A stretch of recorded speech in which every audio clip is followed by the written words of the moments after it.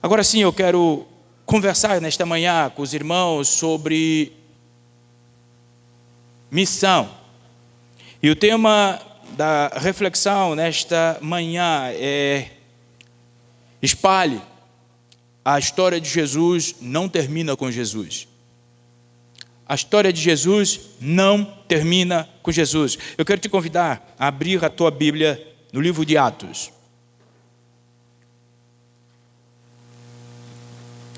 No livro de Atos, capítulo 1 e o versículo 1, e o versículo 8, capítulo 1 e o versículo 8,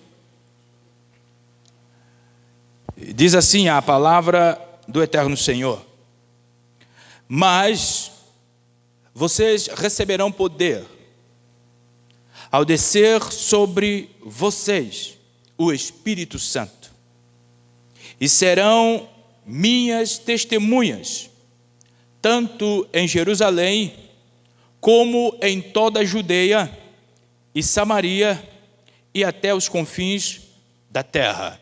Eu quero te convidar a abrir Atos capítulo 8 agora, o versículo 1 até o versículo 4. Diz assim a palavra do Eterno Senhor. Atos 8, 1 e diante. E Saulo concordou inteiramente com a morte de Estevão. Uma grande onda de perseguição começou naquele dia e varreu a igreja de Jerusalém. Todos eles, com exceção dos apóstolos, foram dispersos pelas regiões da Judeia e de Samaria. Alguns homens devotos vieram e com grande tristeza sepultaram Estevão. Saulo, porém, procurava destruir a igreja. Ia de casa em casa, arrastava para fora os homens e mulheres e os lançava na prisão. Os que haviam sido dispersos, porém, anunciavam as boas novas a respeito de Jesus por onde quer que fossem. Obrigado, Senhor Deus, pela Tua palavra. Fala conosco nesta manhã e encoraja-nos a esta preciosa missão de espalhar, e que a história de Jesus não termina com Jesus. Nós te agradecemos. Ajuda-nos a aplicar isto em nossa vida. Em nome de Jesus nós oramos. Amém. Um estudioso bíblico, Frederick Bruce, ele disse, falando sobre a dispersão e a pregação do evangelho em meio à perseguição, ele disse o seguinte: os cristãos não são como grampos que devem ser mantidos no mesmo lugar, mas como farinha para o pão a ser espalhada e usada. Que frase preciosa!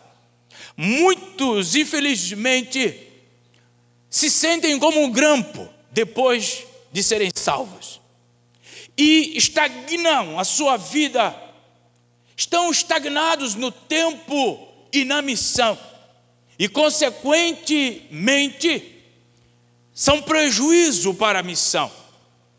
Mas nós não devemos ser como grampos estáticos, mas precisamos ser como farinha. Não sei se você já foi numa padaria, mas não comprar pão, ver o processo. Eu já fui muitas vezes. Algumas delas eu fui para não comer mais pão, mas tudo bem. Eu fui algumas para entender o processo. E eu vi algo bastante importante, que quando eles estão com a massa, eles fazem aquela massa e pegam a farinha e por vezes fazem assim, ó, espalha a farinha e continue. Uau! Os cristãos precisam ser que nem esta farinha, sendo espalhada para todos os lugares. Meu irmão, minha amada irmã, é que a história de Jesus é incrível. É incrível porque a história de Jesus é o reflexo de Deus em nós. Isso é fantástico porque Deus fala e nós conseguimos ouvir. Isso é o retrato da história de Jesus. É Deus trabalhando para nos curar, Deus trabalhando para nos ajudar, Deus trabalhando para nos salvar. E isto é perigoso. Aí você fala para mim, pastor, que conversa é essa? É perigoso, vou te falar por quê. Porque isso pode simplesmente nos fazer apenas impressionados com este movimento de Jesus em torno de nós. Nós ficamos impressionados em como Jesus trabalha para nos curar. Nós ficamos impressionados enquanto Jesus trabalha para nos salvar, enquanto Jesus trabalha para nos ajudar, e simplesmente ficamos impressionados. A questão é que essa não é a proposta de Jesus para nós. A minha preocupação com a igreja deste tempo é que, diante de todos esses benefícios espetaculares em torno da história de Jesus, nós nos transformemos em meros espectadores, entusiasmados da história de Jesus. Nos tornamos simplesmente espectadores, vinculando-nos a Jesus única e exclusivamente pelo benefício da sua história. E o que Lucas fala conosco aqui nesses dois versículos, ou essas duas porções da palavra que nós acabamos de ler, ele está nos prevenindo para este erro, ou contra este erro, nos impedindo de sermos simplesmente espectadores de Jesus, nada além de fãs da mensagem de Jesus, contudo, desobedientes quanto à missão de Jesus para com a sua igreja. Aí está o perigo. O perigo é que a história de Jesus por vezes nos empolga quanto à sua história, mas não nos empolga quanto à sua missão. Aí está o perigo de nós virmos todos os dias, ou todos os domingos, ou todas as quartas, nos empolgar com as histórias bíblicas, amar a mensagem, mas não mais do que isso. Meu irmão, a história de Jesus não pode terminar em Jesus. A história de Jesus, ela precisa continuar na vida daqueles que creem nele. Ou seja, a Bahia precisa conhecer a história de Jesus. Eu não posso ser um túmulo para Jesus. Muitos de nós nos tornamos um túmulo para Jesus. Ouvimos a sua história, nos empolgamos com a sua história, mas não produzimos mais histórias. Simplesmente absorvemos tudo para nós mesmos e o outro continue sendo o outro. O problema não é comigo, eu já estou salvo. E assim nós terminamos a história de Jesus em Jesus. Meu irmão, a proposta de Jesus é que nós ainda temos uma nossa parte a ser feita. Nós temos parte a ser feita. Repara algo bastante importante, meu irmão. Jesus, no capítulo 1, Jesus está diante de um monte, ele se coloca em pé diante do monte, e ele faz lembrar aos seus discípulos, aos seus seguidores, de serem frutíferos. Jesus diz assim: olha, vocês vão receber poder, e esse poder não é para fazer vocês mais especiais do que os outros. Esse poder não é para fazer vocês acharem uma classe elitizada a despeito dos outros. Não, este poder é poder para testemunhar. O que Jesus está dizendo com testemunhar, serão minhas testemunhas. Jesus está dizendo: eu quero que vocês sejam frutíferos, produzem outros mais, que haverão de crer em mim e que haverão de se ajuntar a mim. Produzam mais. Sejam frutíferos. Essa é a preocupação de Jesus quando ele diz: vocês serão minhas testemunhas. Testemunhas, oriunda de uma palavra grega chamada mártirio. Sabe o que isso significa? Isso significa que ser testemunha é aquela pessoa que está disposta a morrer, sofrer pela verdade que transporta. Por vezes nós ouvimos. Por vezes não fazemos porque não ouvimos ou porque não sabemos. E por vezes simplesmente porque deliberadamente não queremos fazer.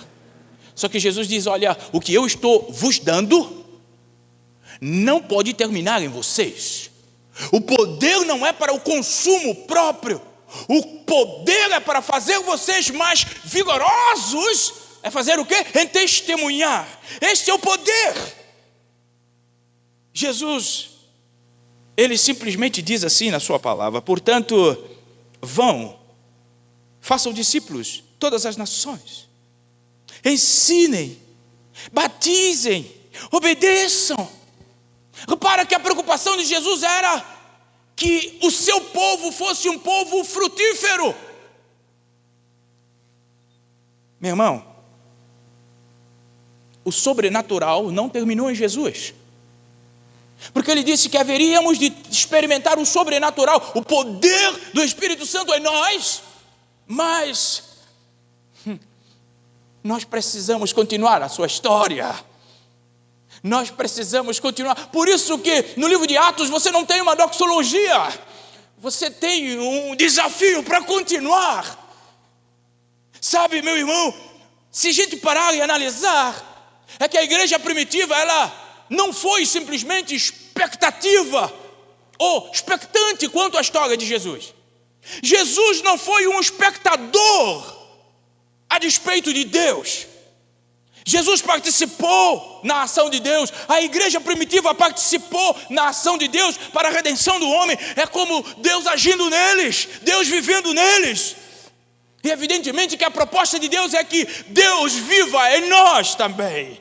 Jesus disse, simplesmente respondendo: quem me ama faz o que eu ordeno, meu Pai o amará, e nós viveremos, ouviremos para morar neles.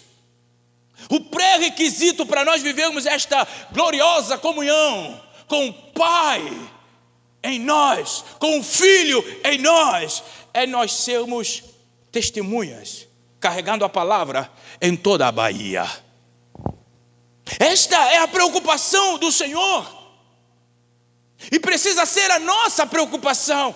A despeito da igreja do Senhor, a nossa preocupação precisa estar no fato de que a única razão para nós sermos discípulos é testemunharmos da ressurreição de Cristo.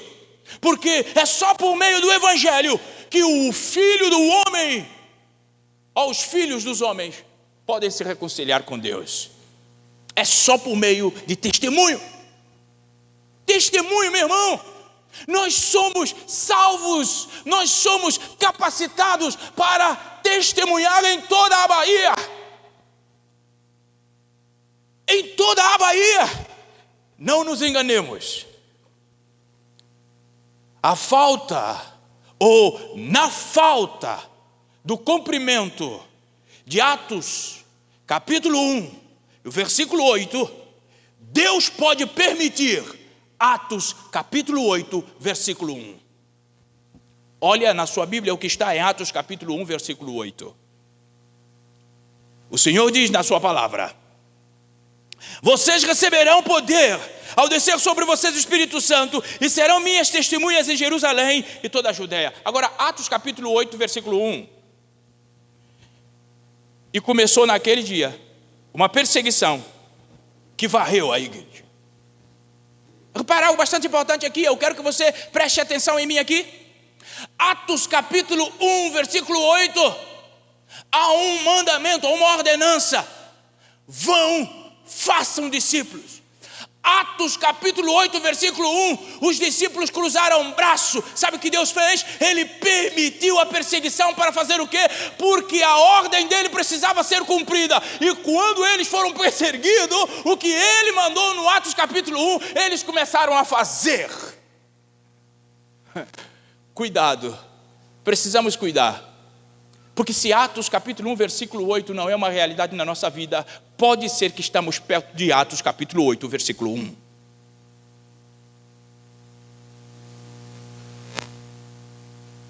Escreva no seu coração, na sua Bíblia, aonde você quiser.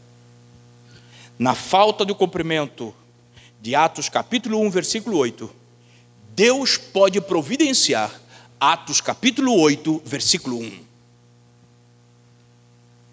Sabe qual é o que está no meio de Atos capítulo 1, versículo 8 e versículo 8, capítulo 8, versículo 1? O que é que está no meio?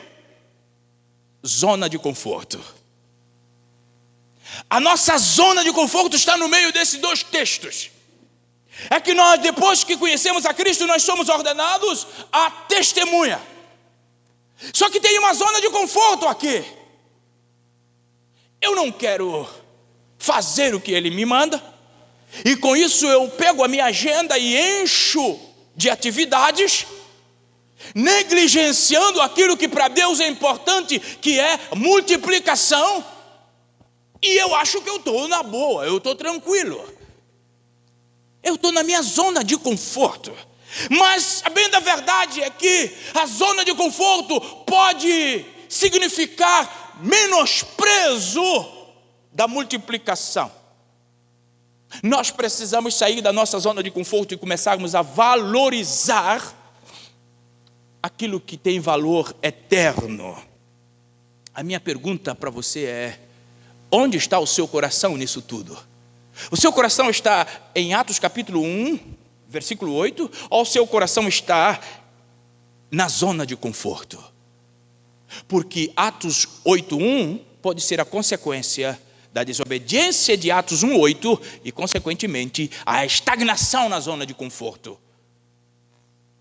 Aí haveremos de chorar no final. Bem certo é que Charles Spurgeon, ele vai dizer simplesmente que todo cristão aqui na terra é uma testemunha de Cristo. Alguns testemunham falsamente, porque negam com a sua conduta aquilo que professam crer. Mas todos, de uma forma ou de outra, testemunham quem eles são. Por vezes a gente fala assim: mas que pessoas estão dando mau testemunho? Não, ele não está dando mau testemunho, ele só está revelando quem ele é. É isso, é que por vezes nós não nos empolgamos com o testemunho, porque ainda não fomos transformados. A história de Jesus, se ela terminar em nós, ela não nos transformou, porque a história dele não termina com ele.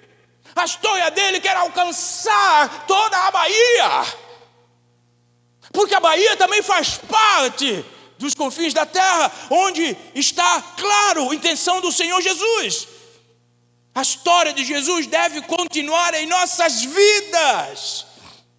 Essa deve ser a pedra fundamental da nossa existência.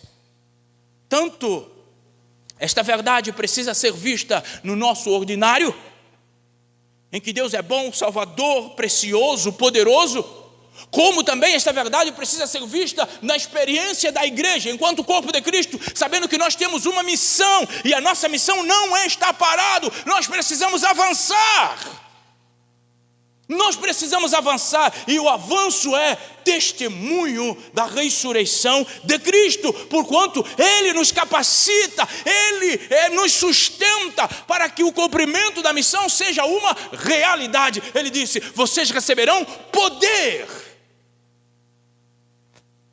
O negócio é que hoje, o poder para a igreja do século 21 é simplesmente poder para se exibir e não para testemunhar. Só que Deus não nos chamou para nós exibirmos. Sabe, Deus não nos chamou para sermos professores, para sermos entendidos. Deus não nos chamou para nada disso. Sabe que Deus nos chamou? Sejam minhas testemunhas. Hoje nós estamos perdendo muito tempo em querer ser alguma coisa que Deus não nos chamou para ser.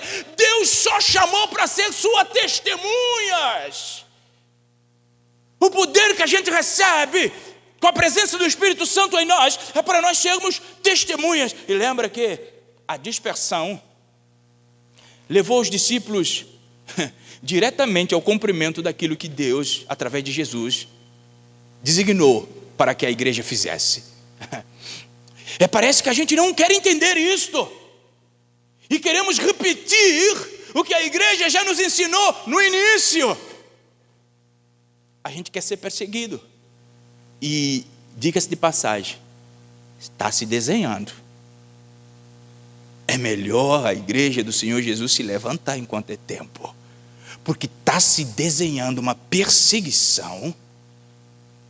Mas se a igreja estiver continuando morna, numa mornidão constante, existencial, em relação a Atos 1:8, Deus vai providenciar Atos 8:1, porque a palavra do Senhor é soberana em nossas vidas.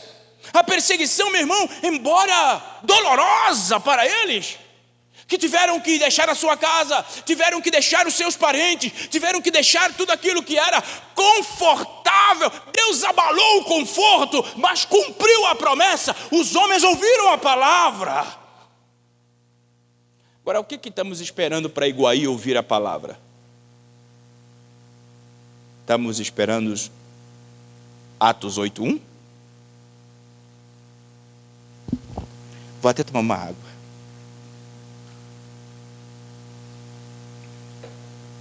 Meus irmãos, nós precisamos cumprir o propósito de Deus. Deus nos salvou para a sua glória. Repara isso, sério. Deus nos salvou para a sua glória. Isso quer dizer que Ele é soberano. E Ele pode usar toda e qualquer circunstância da nossa vida para cumprir o propósito dEle. E se Ele achar que por falta da nossa, ou por causa da nossa inércia, Atos 8:1 é necessário nesse tempo, Ele vai permitir. A questão é que é bom nós fazermos Atos 1:8 sem pressão de Atos 8:1. Porque podemos sair chorando. Mas o importante, se o nosso choro nos levar a frutos, louvado seja Deus. Louvado seja o Senhor Deus. Louvado seja Deus. Então, eu quero tirar uma única lição nesta manhã para a nossa aplicação. É que sobre a perseguição e a proclamação do Evangelho em toda a Bahia, uma lição: nossas circunstâncias estão sob a soberania de Deus. Olha o que 8:4 vai dizer-nos no livro de Atos. Os que haviam sido dispersos, porém, anunciavam as boas novas a respeito de Jesus por onde quer que fossem. Meu irmão, repara algo bastante sério aqui nesta passagem. É que o Senhor Jesus, desde o início da fé cristã, Ele vem nos mostrando a intenção do seu povo ser um povo em movimento. Jesus não nos salvou para nós estarmos estáticos. A proposta de Jesus para a sua igreja é que ela seja uma igreja em movimento. E tanto assim ela haveria de receber um poder, um dínamo. Ela haveria de receber uma força impulsionadora para gerar nela um movimento de testemunho. Isso é desejo de Deus para a sua igreja. E qualquer igreja que não vive esse princípio, ela está doente. Deus, Ele nos dá um poder para testemunhar. Isso mostra que o desejo dele, pela multiplicação, pelo movimento e a ação do seu povo, é uma realidade que Ele não abre mão.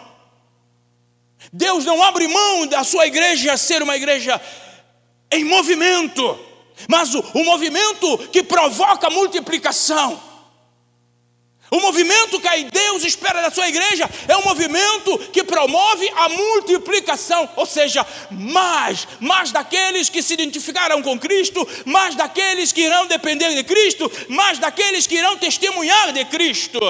Este é o movimento para a igreja do Senhor Jesus, porque Jesus vai dizer simplesmente: vocês serão minhas testemunhas. E na proporção que vocês serão minhas testemunhas, ele vai dizer em 28 de Mateus: façam discípulos. Meu irmão, de lá para cá, da ordenança de Jesus até aqui, nada mudou quanto ao seu propósito para com a sua igreja. Nada mudou. O desejo de Deus é que a igreja seja frutífera. João capítulo 15, versículo 8. A igreja seja frutífera, movimento, multiplicar, aumentar a família de Deus, fazendo com que haja mais daqueles que irão se identificar com Deus. Você é salvo, louvado seja Deus por isso. Mas você não é túmulo da sua salvação. Você foi constituído um arauto, testemunha fiel do Senhor, até que Iguaí seja cheio daqueles que irão se identificar com Cristo. Esta é a missão desta igreja neste lugar, não é mais nada. Se fizéssemos só isso, sem jantar, sem um monte de café, só multiplicarmos, estávamos obedecendo ao Senhor. Mas o nosso problema é que, por vezes, a nossa falta de multiplicação faz com que a nossa agenda fique cheia de outras coisas. Sabe, Jesus vai dizer algo bastante sério. Ele usa a dispersão para que a igreja mantenha em um relacionamento sadio com Ele, porque na dispersão eles aprendem o que é dependência. Na dispersão eles entendem o que é propósito. Na dispersão eles percebem o grande privilégio que tiveram em ser testemunhas. Eu me alegro quando eu paro e leio a palavra e percebo que homens e mulheres do Senhor Jesus se alegraram por tanto sofrer em nome do poder de testemunhar. Ou seja, continuaram a história de Cristo.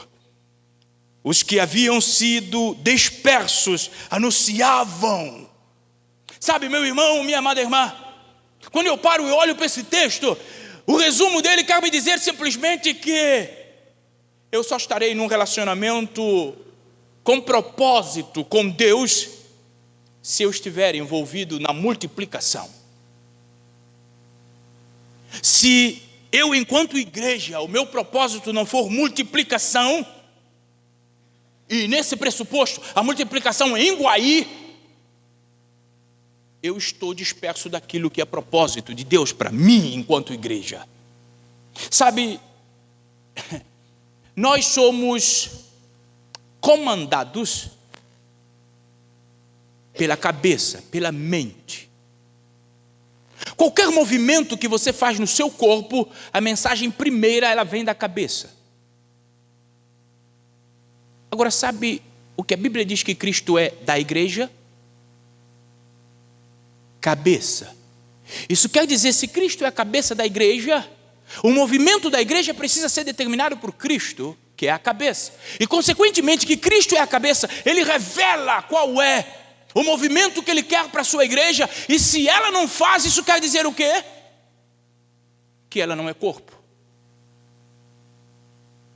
É a mesma coisa que uma prótese no corpo de alguém não é corpo, porque não recebe vida do corpo.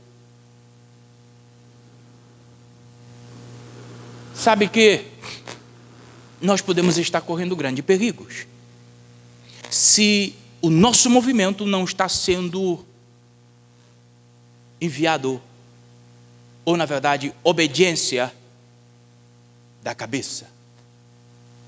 Se eu estou na igreja, corpo, não me envolvo com a vida da igreja, não me envolvo na multiplicação como ordenança do Senhor Jesus, não me envolvo em nada da igreja,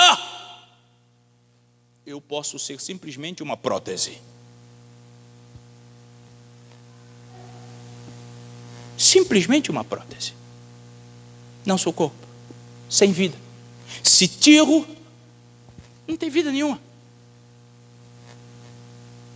Jesus, Ele nos convoca. Atos 1:8. Ele nos convoca, faz uma convocação para a igreja. E a convocação é clara: sejam minhas testemunhas. Meu irmão, isso é assustador. Sabe por quê? Quando eu sou testemunha, o doutor aqui trabalha na justiça ou com direito. A gente sabe, você enquanto operador de direito, quando você chega e fala para uma pessoa: olha, eu tenho meu cliente e você viu, assistiu, percebeu, eu preciso que você traga claridade ao processo. Isso é o papel de testemunha. Repara uma coisa: muitas das vezes nós nos negamos a ser testemunha porque nós não vimos, nós não percebemos, nós não assistimos, nós não somos transformados. Irmão, Paulo foi testemunha. Você já parou para analisar o que Paulo viu a ponto de dizer: eu considero toda a minha vida de esterco? Você já percebeu? Os discípulos viram alguma coisa a ponto de dizer: não, eu não sou digno de morrer como ele morreu, me prenda, me mate de uma outra condição. Você já parou para perceber o que eles viram, que impulsionaram eles a serem simplesmente jogados dentro de fornalha? Você percebeu o que eles viram? É isso que incendiou eles a serem testemunhas. Porque quando nós vemos Deus, nós somos transformados por Ele. Quando nós vemos Deus de verdade, nós não medimos esforços para testemunhar. Quando nós vemos Deus, tudo o que nós temos ou achamos que somos, nós consideramos como esterco. Porque o testemunho é aquilo que o homem precisa. Por que nós não estamos testemunhando a igreja do século 21? Talvez porque nós não estamos vendo, nós não vimos, nós não ouvimos, nós nos habituamos simplesmente. Ser testemunha, irmãos, eu estou cansado de ver pessoas discutindo. Eu estou cansado de discutir por causa de nome, de espaço, de função. Meu irmão, Deus não nos chamou para nada disso. Ele nos chamou para ser testemunha. Eu estou cansado. Irmão, nós precisamos entender por que nós estamos aqui. É para testemunhar. É nos importar com as coisas que são do reino e não as coisas desta terra. As pessoas que nos antecederam na terra abriram mão de sucesso do mundo, abriram mão do bem-estar para testemunhar. Outros foram mortos, cerados ao meio. As mãos todas dilaceradas. No meu continente a gente tem tanta gente sem dedo na mão. Por causa do testemunho, eles viram, eles foram tocados, eles foram transformados. E por que não é conosco assim? Por que o testemunho não nos empolga? Por isso que eu falei anteriormente que a história de Jesus nos empolga, mas pode ser perigoso quando nós só somos expectantes da história e não nos envolvemos na missão. Obrigado, meu irmão.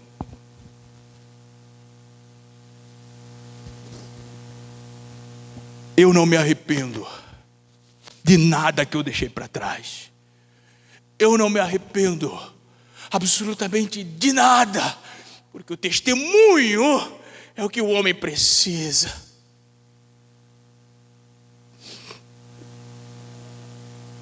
Meu irmão, a nossa zona de conforto pode ser ou pode significar o lugar que menos se cresce. Escreva isso. O que você coloca na frente do testemunho pode significar é o tempo que você menos cresce. Porque você não está fazendo o que Deus pediu para fazer. Atos capítulo 1, versículo 8. Meu irmão, seja a convocação clara, ou seja, a perseguição forçada, o movimento além do conhecido é aquilo que Deus pede para nós. Eu vou repetir, escreve no seu coração. O movimento além do conhecido é aquilo que Deus pede para nós. Ele diz: vocês serão minhas testemunhas em Judeia, Samaria, até os confins da terra. Confins da terra era desconhecido, mas lá estava o interesse de Deus para aqueles homens e para nós também. Irmãos, saia da sua zona de conforto. Ah, mas o que vai achar lá? O que vou achar lá? Por que eu vou lá? Eu nem conheço ele. Meu irmão, o movimento proposto por Deus para nós é nós avançarmos ao desconhecido, certo de que aquele que nos proporciona, na verdade, aquele que nos convoca, é aquele que há de nos sustentar. As tarefas do reino de Deus precisam estar acima das nossas circunstâncias pessoais. Entender isso é libertador. Entender isso faz-me levantar de cama todos os dias e sair, e pregar, e crescer, e me envolver, e impactar. É isso que me faz entender isso. Nós somos desafiados a perseverar no zelo missionário. Vão, sejam testemunhas, façam discípulos, zelo missionário. Por vezes nós nos achamos muito bom por talvez dar R$10, R$5 para missões. Isso é muito válido, mas não é o suficiente. Não é tudo que Deus espera de nós. Ele quer que a gente seja testemunha. Testemunha, irmãos. Não esqueça, esta palavra é derivada de uma outra palavra que é martios, que significa martírio. Ser testemunho é me envolver de tal ponto com a mensagem que eu carrego, a ponto de me expor para que o outro seja alcançado por esta verdade. Meu irmão, Paulo entendeu isso tanto assim que ele diz em Romanos 1,16: pois não me envergonho do Evangelho. Entender o testemunho é não se envergonhar do Evangelho. E nós não podemos esquecer daquilo que Charles Spurgeon, ele vai dizer que todos nós testemunhamos de uma forma ou de outra. Todos nós estamos testemunhando de quem nós somos. Todos nós estamos testemunhando de quem nós somos. Paulo nos encoraja a pregar o Evangelho, mesmo em adversidade. Deus trabalha em qualquer tipo de circunstâncias para cumprir seu propósito. Por isso, é mais inteligente aquele que sai ao desconhecido, ou sai além do conhecido, para que o testemunho seja vibrante e para que o homem se reconcilie com o Senhor.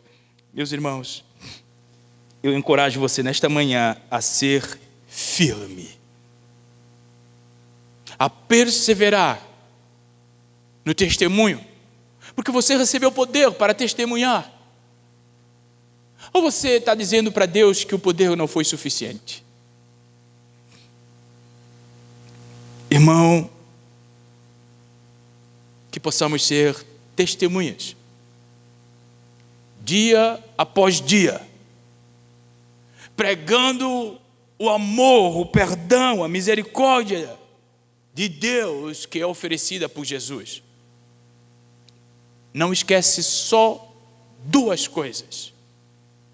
Primeiro, você testemunha de quem você é.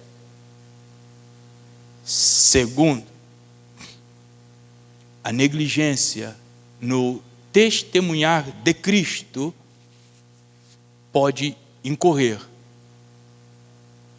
a perseguição para testemunhar de Cristo. Abaixa a sua cabeça, eu quero orar com você. Deus, abre os nossos olhos, por favor, para que nós entendamos aonde nós estamos indo.